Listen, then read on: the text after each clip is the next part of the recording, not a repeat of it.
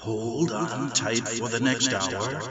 You're entering into a place, a zone called the alternative to the alternative media. It's a place, a special place where even truth seekers fear to tread. Fine, people, let's move like we've got a purpose. Affirmative. Okay, boys and girls, ladies and gentlemen, we're back for another edition of the Investigative Journal. For all of you, the only ones that can listen are for those of you who are not politically correct. The rest of you, go and listen to the mainstream, go and listen to Alex Jones, other people, Greg Anthony here. Did you ever wonder why the elites live so long? You know, their average lifespan's about 95. And the rest of us, what are we in the 60s and 70s? I wonder why. Bernie Sanders, he's running for president, and he's like 78. He'll be 80 when he starts his term if he's elected. But don't worry, he'll live to be 95. And then what about the rest of them? George Bush just died. He was 160. And the rest of them, they all live long lives. Barbara Bush was like 97 or whatever. And the rest of us, we seem to keel over in our 60s and 70s. They must know something we don't know. But we're going to find out today. Why do the elites live so long? It's terrible. The popes, boy, they live forever, And they're the vicar of Christ. But they think they can, die and then come back like Jesus, right? The only time the popes go young is when they kill them. And the same with our presidents. We've documented on this show about 7 or 8 presidents where there's factual information that a reasonable prosecutor would take it to a court and try these people, but they never seem to go to the courthouse, do they?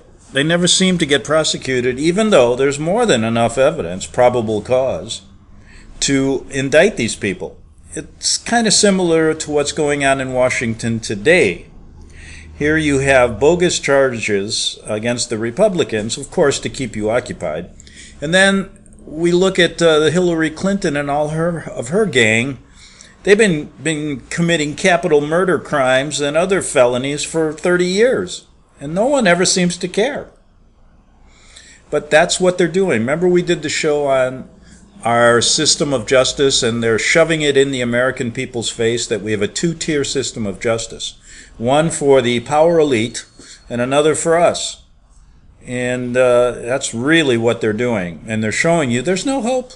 That's why when they roll out globalism and they roll out this, well, they're starting now with this socialistic talk all the time from people in Congress, they're telling you what's in store for America in the future.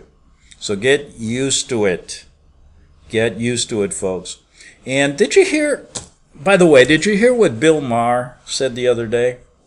And if you don't think this is scripted, then think again. But it was really amazing. I mean, he's an idiot, by the way. He should just stick to comedy. And, he's by no means anywhere near the wit and the intelligence of George Carlin. Who really had it right. He hit the nail right on the head when he talked about the owners of America. And I think he would have gotten into the story about the Vatican if he lived a little longer. But he's not an elite, so he died like when he was 72, Trump just started out, he was 72 when he got elected? He'll live to be 104, But anyway, did you hear what Bill Maher said the other night? He said, he was talking about, he put up a map of the United States, and I'll try to paint the picture for you since, I don't do YouTube like these other people. Everybody has to see things now, and it goes into my memory bank, and I remember talking about that, and the illiteracy rate in America is really high, and I don't mean people don't understand how to read a book. They don't know what books to read. And the old saying of Mark Twain really rings true. Thank God for illiteracy. Just imagine how many bad books you don't have to read. So anyway, Bill Maher gets on yesterday and he puts up a picture of an American, of the United States. And he shows that the blue states are on the coast. You see a little stripe of blue on the west coast and the east coast. And in the middle, you see red America, middle-class America. And he says, you know what? If you look at what's happening, everybody in middle-class America wants to be like us. We have Wolfgang Puck, the chef. You have Chef Boyardee. And he went on, showing how stupid middle-class people are and how they long to be just like the people in the West Coast and the East Coast. Well, Bill, stick it up your ass, is what I say. And secondly, how come so many people are leaving New York and California? In last year's poll, in last year's statistics, California and New York led the way, followed closely by Illinois, on people getting the hell out of there because of people like you. So I'd watch what you say, and I'll tell you what, by the time this is done, California will have a population of 3. You, that Ocasio-Cortez, and Governor Gavin Newsom, that liberal from wherever he's from, whatever alien station in this planet or in the world he's from. But anyway, I digress and get a little confused when I start thinking about those things. But let's get serious here. Before I get to why the elite live so long, I want to talk about something we've done on this show many times. We've talked about how the Vatican and how popes and others in the Jesuit order cozy up and cuddle up with dictators around the world, and they've done it for hundreds of years, and they do it today. Right now we have in Vietnam that big summit between Trump and the rocket man, Kim Jong-un of North Korea, who's a dictator, right? And they're meeting to denuclearize North Korea. What a bunch of horseshit that is. That'll never happen. Oh, this for public consumption it will. But if you think that that dictator and Trump aren't on the same team, on the same elite squad, playing this game with you, forget about it. Because the Vatican has its its claws into North Korea, just like they did in China when they first went there in the early 1600s, like 1610, they were in China already. And what were they doing? They were actually very close to the leaders of China, counselors, so to speak.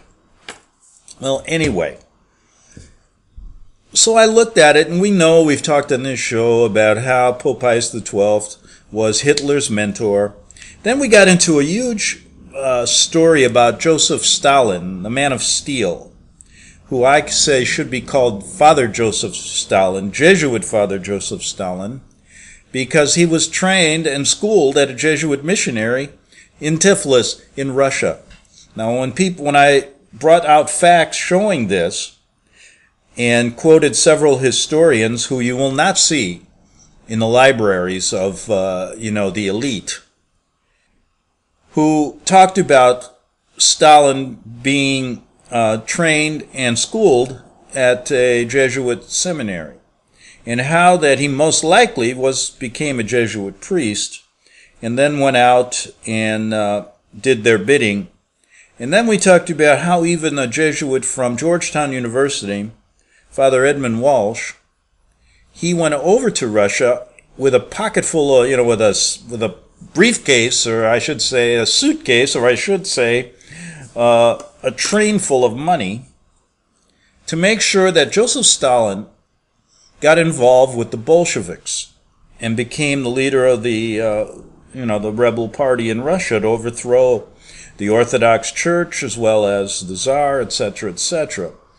And so the deal with Lenin was, because he wasn't exactly the boy they wanted, was that, listen, we'll get you money, because the Bolsheviks during that time were hurting for money to buy weapons and things like that. So they brought over Western money. Father Walsh going over there on under the guise that he was going there under a Vatican famine relief mission.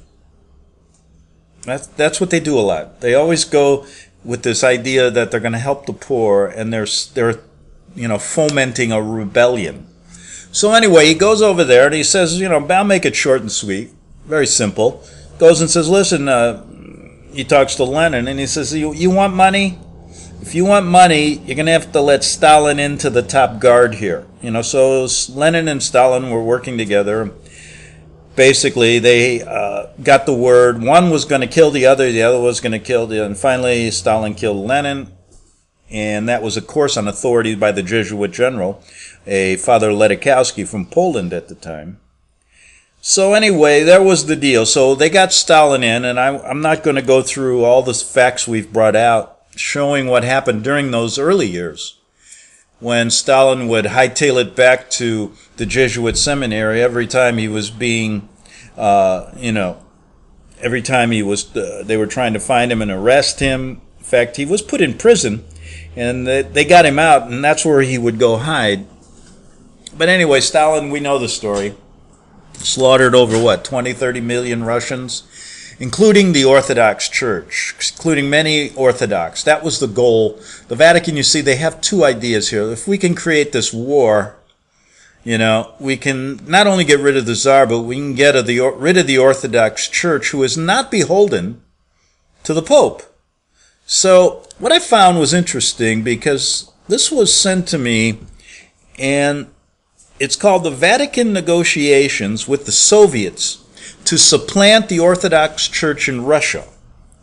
Now, there was a deacon named Ivanov, and his last name's really hard, Trinidatsky, and in a magazine called Orthodox Life in 1990, it's the March and April edition, in 1990, he wrote some interesting things on things he uncovered in what was going on with the Vatican behind the scenes around the year of 1920 or so. So what you see, folks, is, like I said before, generalities, but we've shown facts to show this. Why did the Vatican was instrumental in the Vietnam War as well, and one of the reasons there was to kill a lot of Buddhist Wahas. Right. And you know how many were killed? Over millions. That story goes without being told. We don't hear about that. We hear about the 56,000 American lives that were lost. But we don't get into what was really done to that region. Again, Buddhists are not beholden to the Vatican. So, it seems like everywhere they go, they started out trying to get rid of all Protestants, remember? And that was why the Jesuit order was conceived in the first place, in the 1500s, to create the anti-Reformation movement. To wipe out this idea that people didn't need to go to a priest to, pay a priest or go to the Pope to go to heaven. They could just basically read the Bible. And along with the Gutenberg press at the time that made the Bible, handy for a lot of people. Before, not many people could read it because there weren't many copies, and it was quite expensive. But when the press came out, when the Gutenberg press came out and they mass-produced the Bible, boy, the Vatican was up to their neck in trouble. So they had to figure out a way to get rid of this movement, which would have cut into their pocketbook, would have cut into their power. And so the Jesuit order, a military band, was formed basically to make sure that as many heretics, as they say, were killed. And they justified it by saying that the ends justifies the means. And that's why you hear that now coming from a lot of our democratic socialist politicians and the media talking about them. They'll say the ends justify the means. That's why they want to spend $93 trillion to bring on their new Green Deal program here, getting rid of all fossil fuels, etc., etc. And they use this ends justifies the means routine. So I want to go into this story because it's really interesting. And if you listen, you just may learn a couple things about what we say here. And what we say here is not hyped up. It's not any kind of, conspiracy story where you want, if I was doing that, by God, I wouldn't do it for the little bit of money I'm making now. If I was going to spread lies and at least try to lead you down the wrong road like Alex Jones, I'd want to make a lot of money like him too. So it's not done for that reason. And the reason, and I've always said this from the beginning, listen, I'm just laying out some facts here.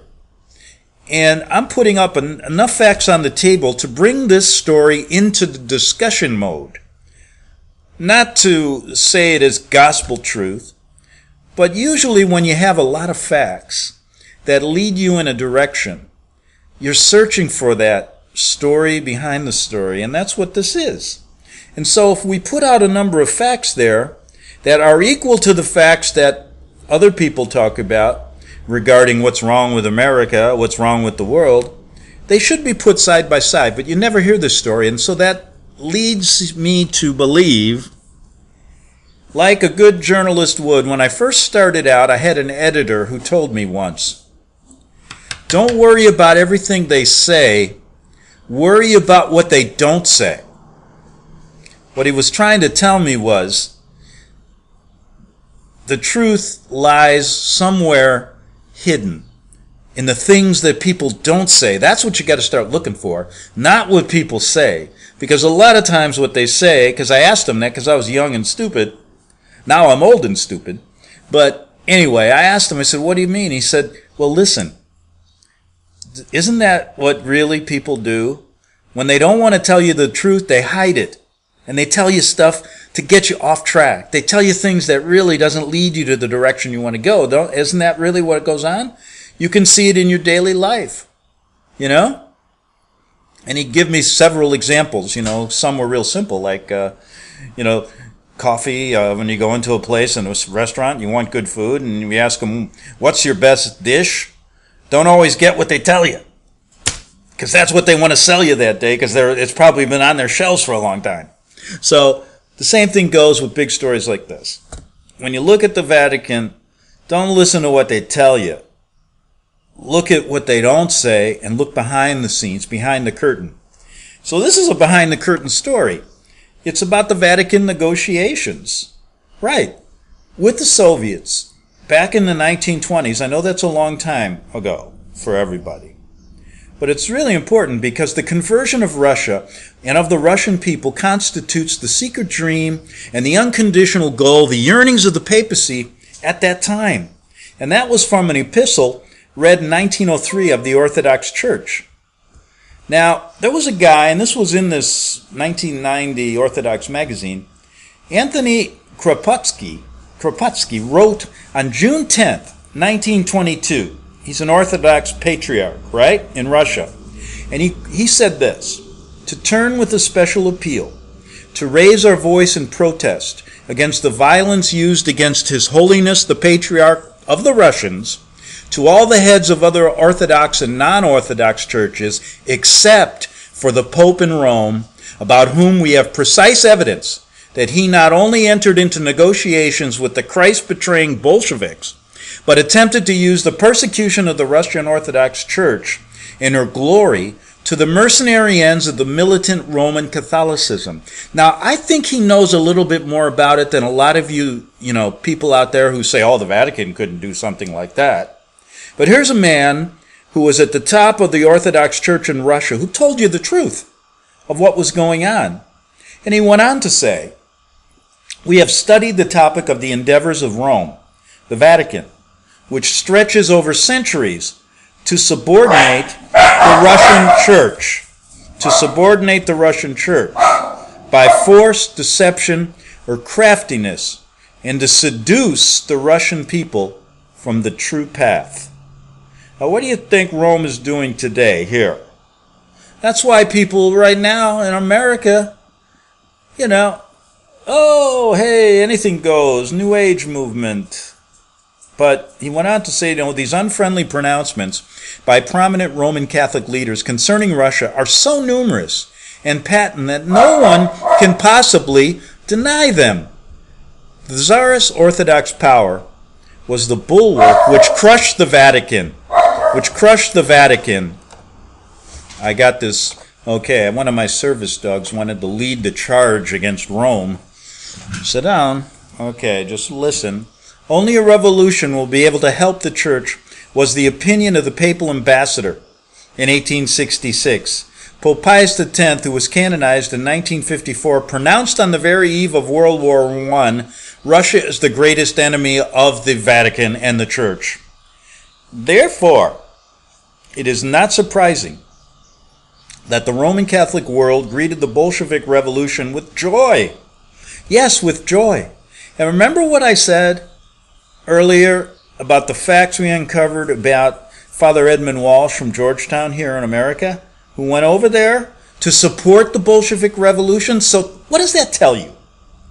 It tells you America was supporting Rome and allowed Stalin to do all his dirty work. And then the cavalry of America comes to the rescue after 25, 30 million people were already killed, after 6 million Jews were slaughtered. Because why? They knew all about it from the beginning. Because they work for the very same power we're talking about here. And after the Jews, the Catholics did probably more than anyone else to organize the overthrow of the Tsar's power.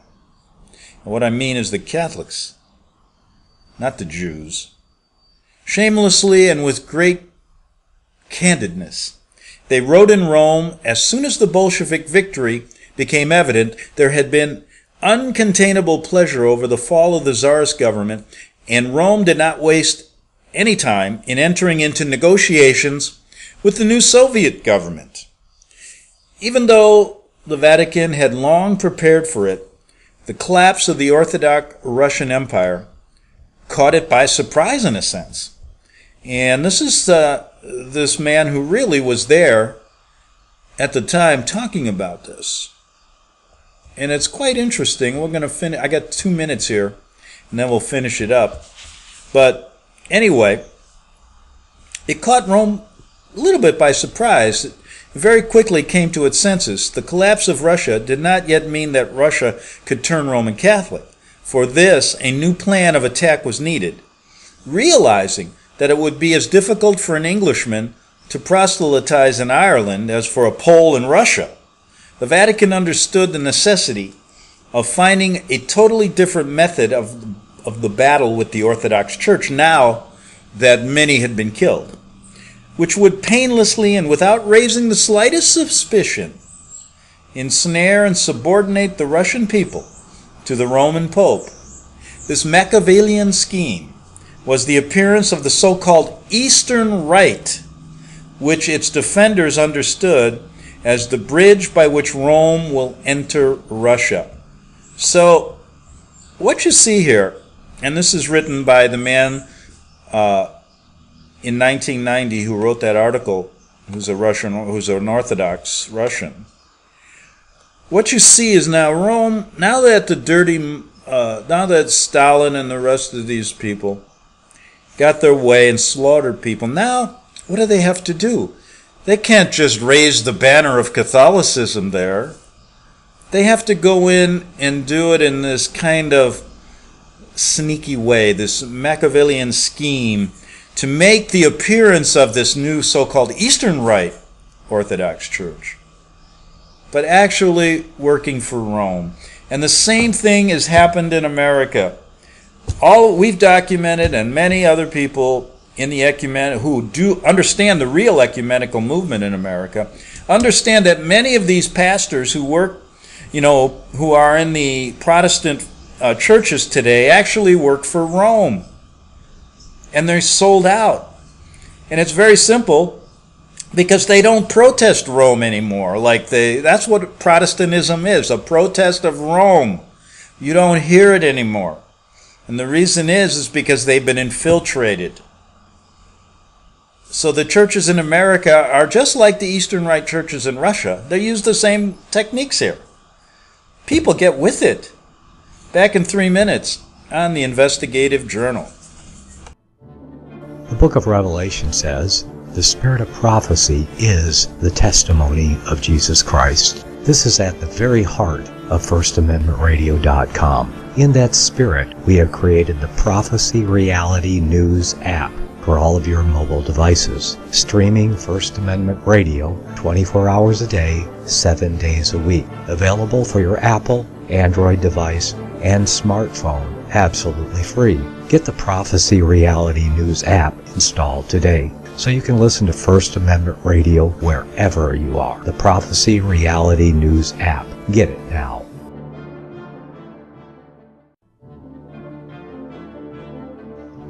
Visit crosstheborder.org, crosstheborder.org, to get your print, EPUB, or PDF version of Nicholas Arthur's new book titled When the Third Temple is Built. That's crosstheborder.org. When it comes to prophecy today, much of the evangelical Christian world has their eyes on Israel, waiting and watching to see when the third temple will begin to be built. The plans are drawn, the Jewish people are eager. Most evangelical Christians today believe that the rapture will happen before the third temple is built. Hi, I'm Michael Eugene. I was taught that Daniel's 70th week was in the future. Is that really what the Bible teaches? Have we searched the scriptures and found this to be true? Why is it so important for a re-established Israel to build a third temple in Jerusalem? Is it necessary to build a temple on the same location already occupied by the Dome of the Rock? Is it necessary for sacrifices to take place in the temple on Temple Mount? Is there really a rapture followed by 7 years of tribulation? What is the New Testament temple? Can we identify history and prophecy? Who is the first beast in Revelation chapter 13? Who are the 7 kings in Revelation 17? I have asked all these questions, and I have found Nicholas Arthur's new book, When the Third Temple is Built, answers all these questions and more using Scripture to interpret Scripture. The Bible says that no prophecy of Scripture is of any private interpretation. Nicholas shows us in his new book, When the Third Temple is Built, how the Bible interprets prophecy and not man's private interpretation. Visit crosstheborder.org, crosstheborder.org, to get your print, EPUB, or PDF version of Nicholas Arthur's new book titled When the Third Temple is Built. That's crosstheborder.org. The following program is labeled dangerous and off limits by the supreme Jesuit command. But stand tall, people. Listen up, and you may just learn something. Oh, dear Lord Jesus, this ain't happening, man. This can't be happening, man. This isn't happening. Okay, folks, back for the second half hour and talking about how the Vatican, how it schemed to take down the Russian Orthodox Church. And we're going back to the 20s in that period of time, referencing an article that was written in 1990 by an Orthodox member. And it's quite interesting because it goes back and talks and gets quotes from a lot of the leaders of the Orthodox Church back during the time of Stalin. And we talked about how the Vatican brought in the so-called Eastern Rite to basically have a sneaky way of taking over. And they're kind of doing the same thing here with the Protestant ecumenical movement. Many of the Protestant ministers actually beholden to Rome. So let's move on and see what they have to say. This treacherous plot, which can be likened to a ship sailing under a false flag, had a very quick success in the first years after the establishment of Soviet power.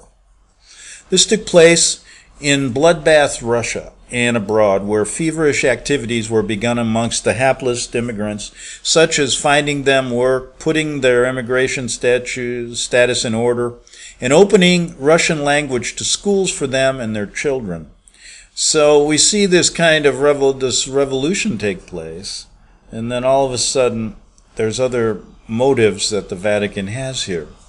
And it can't be denied that there were cases of unmercenary help, but in the overwhelming majority of cases, this charitable work had a thinly disguised confessional goal: allure by various means the unfortunate refugees into what seemed, at first glance, to be the true Orthodox churches, but which at the same time commemorated the Pope.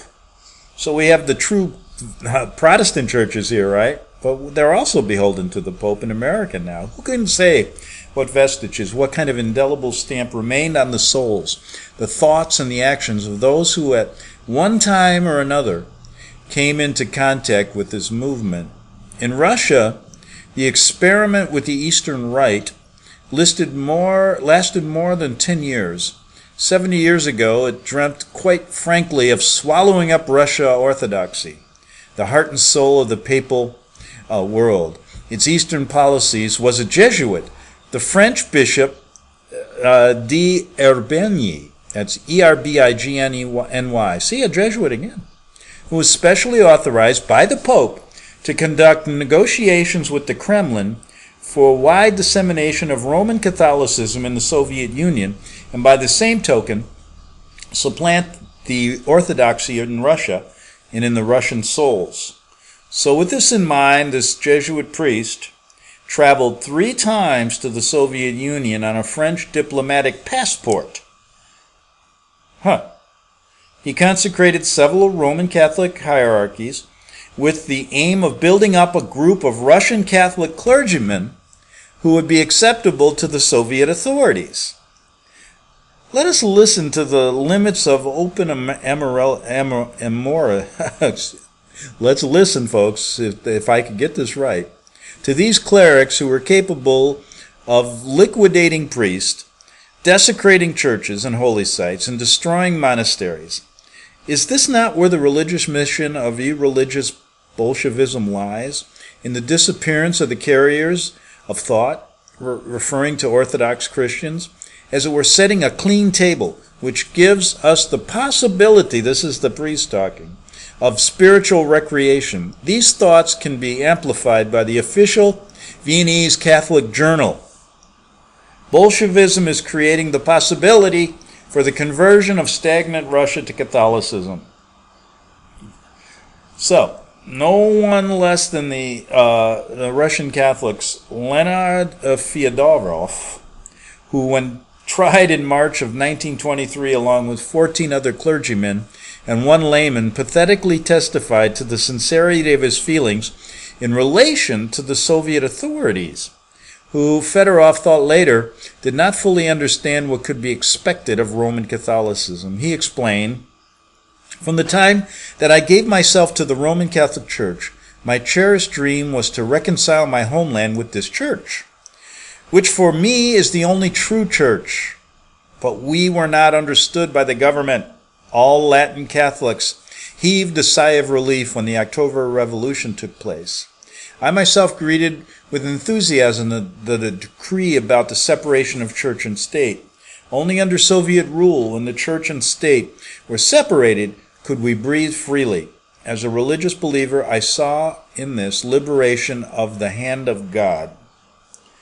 But the author, writing this 1990 article, said, let us not lose sight of the fact that all of these declarations by Roman Catholics in Russia, who were quite friendly with the Soviets, were pronounced in a nightmarish period when the Soviets were trying to eradicate the Orthodox Church. Keeping in mind that the Vatican diplomacy adheres to the principle that the end justifies the means, which is illustrated throughout its many-centuried history, the game which the Vatican has been playing with Moscow should be clearly understood. The essence of the matter is that Russia has become a sacrifice to 2 principles hostile to it, Catholicism and godless communism, which are drawn together by a curious concurrence of interests. All right, let's just take a moment here and pause and think about where communism first started. Many people don't know, but if you do your homework, you can go back to the 1600s in a country called Paraguay, where the Jesuits instituted the Paraguay experiments and did their first initial experiments in this new government they were creating, communism. And it worked marvelously when you start looking at what they did with all of the natives there. And when the time was right, you see the Vatican Jesuit hand in Russia communism was formed. Now, you might think, well, that's opposed to the atheistic ideas of communism are opposed to Catholicism. But when you understand how they operate, both of the ideas actually end up with the same result. The Vatican and Catholicism's rule, or a government of choice, is fascism. And what more fascistic kind of way to live than under a communist rule? Now, Moscow, at the time, realizes that the eradication of faith from the Russian soul is a hopeless task, as long as the Russian church remained faithful to itself. So communism was having a problem, right? Uncompromising to the godless power in Russia, courageously witnessing to the fundamental incompatibility with Christian and communist principles. The Soviet leaders were ready for two reasons to graciously study the variant Roman Catholicism offered them. By this means, they hoped to manipulate the religiousness of the Russian soul. The first reason is Rome's consistent, impeccable loyalty to the communist regime, both in the USSR and outside of it. Do people ever talk about this here? Secondly, it was advantageous to the Kremlin, or simply entertaining that the religious needs of the Russians should be quenched by the centuries-old enemy of orthodoxy. For their part, the Catholics were ready to close their eyes to all the atrocities of the Bolsheviks, including the shooting of the Roman Catholic Bishop Budovich in April 1923. Now, this let me just talk a minute about, because I get into discussions with people who say, well, how could the Jesuits or Vatican actually be on the wrong side when you see many of their priests getting killed in El Salvador, many of their priests getting killed in most every one of these rebellions, whether you go back to the French Revolution, the American Revolution, when you go to, and by the way, during that period of time of the French and American Revolution, you should look at, just Google what revolutions were going on during that period of time. You'll see a number of them all over the place. And you can bet the Jesuits had their hand in each one of them. But the person that I was discussing this with said, well, I see Catholic priests getting killed and Jesuits getting killed, being martyred. How can they be on the wrong side? And I said this, just like this Bishop Budovich here, they will sacrifice their own because the ends justifies the means. And they do. So we look at this bishop, Catholic bishop, being shot in April of 23 in Russia, and the imprisonment of a number of bishops. Okay? 6 weeks later, the Vatican expressed its sorrow over the assassination of the Soviet agent in Lucerne. The People's Commissar of the Foreign Affairs told the German ambassador, Pius XI was amicable to meeting in Genoa, expressing hope that the Bolsheviks would break the monopoly of the Orthodox Church in Russia, thus clearing a path for him, the Pope. We have discovered information of the greatest importance in the archives of the French Ministry of Foreign Affairs. A secret telegram, number 266, February 6, 1925, from Berlin, stating that the Soviet ambassador, Krestinsky, told Cardinal Pacelli, and now that's Pope Pius XII, the future Pope Pius XII, that Moscow would not oppose the existence of Roman Catholic bishops in a metropolitan on Russian territory. Furthermore, the Roman clergy were offered the very best conditions. 6 days later, secret telegram number 284 spoke of permission being granted for the opening of a Roman Catholic seminary in Russia. All right, let's just look at this. Go to the Muslim world. Now, if you're a Christian Bible believer and you want to start a homeschool or home church or your own church about the Bible, just Bible believers, let's call yourselves a Christian, you will not be able to do that. Okay? But if you're a Catholic which is not Christianity, although they say they're Christians, you will find in many places a mosque on one corner and a Roman Catholic cathedral on another. Why? The same reason why in Russia at this time, the Pope brokered a deal because he was instrumental in the Bolshevik Revolution to get rid of Russian Orthodoxy, because they weren't beholden to Rome. And so they're allowed now in Russia. But if you were a Christian or a Jew or a Russian Orthodox church, traditional, you were not. So what's the deal? Tell me what's the deal? Is there some kind of thing going on here between the Vatican and these governments? Of course. And you ask yourself this, do you think that just changed? All of a sudden, they saw their ways were evil and wrong, and they decided to go to confession and say, oh, we're crystal clear now and white, we're clean, forget about all the murders, forget about all the pedophilia, that's in the past, we must now look to the future, and we've changed our ways. Well, that's a bunch of, what do you call it? Horse manure, okay? We know that's not true. And they do the same thing here in America. That's what people really have a hard time getting their hands on. But they use democracy the way they would use communism, and it doesn't matter to them. And in the end, they're going to get their way because they're winning a battle here in America without firing one shot. And it's done in a similar fashion that they did it in Russia. Now let's just ask yourself a real major question. When Trump meets with Putin, and Putin meets with Trump, or Putin meets with Obama, both of them are beholden to the Roman Catholic Church to this day. So knowing that their goals can't be any different.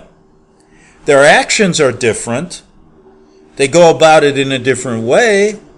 And you will see here in America now, oh, there was Russian collusion with Trump. Then the Republicans will say, no, there was Russian collusion with Clinton. And there was Russian collusion and Putin collusion with the Democratic Party. Putin collusion with Russia, or with the Republican Party. Well, yes, but you're forgetting one major player. They all collude with the Roman Catholic Church, and they all are working for one same goal. That's what gets over people's heads here, because they can't really see through the propaganda and through these deceptive tactics they use, just like they did. They didn't go into Russia. I mean, that was a pretty big revolution that got rid of millions and millions, but after that, they couldn't go in there and just kill everybody, or just put up the banner of Roman Catholicism. They had to do it in this sneaky way, and they're doing the same thing here. Thus, why we see these holy martyrs, and the church says, look, the Bolsheviks are our enemy. We're being annihilated with incredible cruelty. The Vatican was conducting secret negotiations with Moscow. So what were they doing? They were basically killing their own, but yet working with the people killing them because they have a more important goal. That's why, folks, they can kill a few for the justification of many, right? Of them.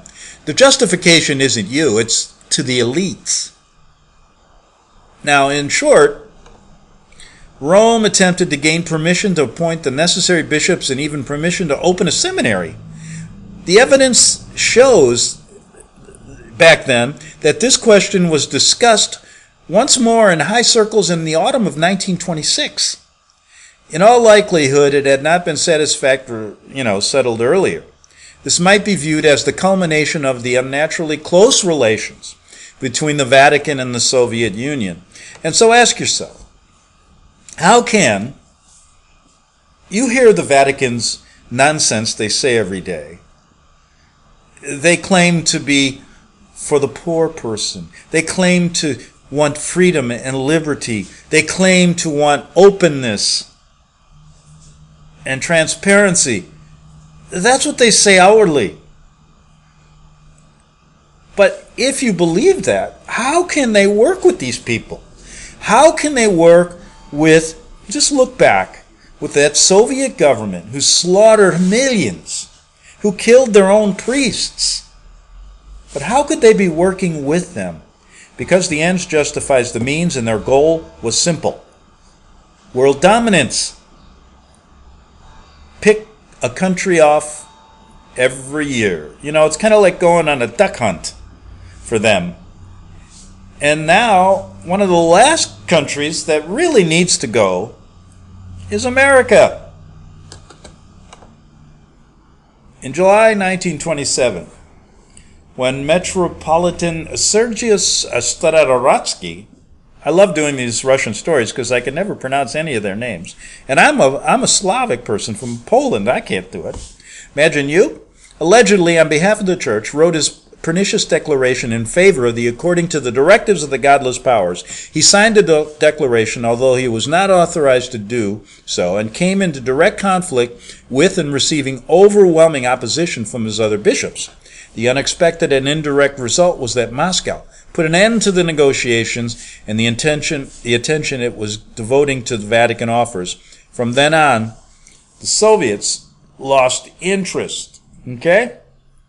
Only at the end of 1929 and the beginning of 1930, so they went a few years here having problems, right? Did the Vatican finally admit that it had suffered a political defeat and began to condemn vociferously the Bolshevik crimes. So, it had somehow not noticed them until 1930, right? So we have this kind of problem going on. But did it end there? Of course not. Did not end there. And as you see, as time has moved on, they have never, ever given up. So, that's a little bit of history on what they were doing back in the 1920s. It leaves us a little time here, to answer that question of why the elites live so long. Now, I don't know, but about 5 minutes, so let's see what he says here. Have you ever wondered why the world's richest or most influential people live to such a ripe old age? Do you think it's because they are healthier than the rest of us? Or is it because they can afford better medical care?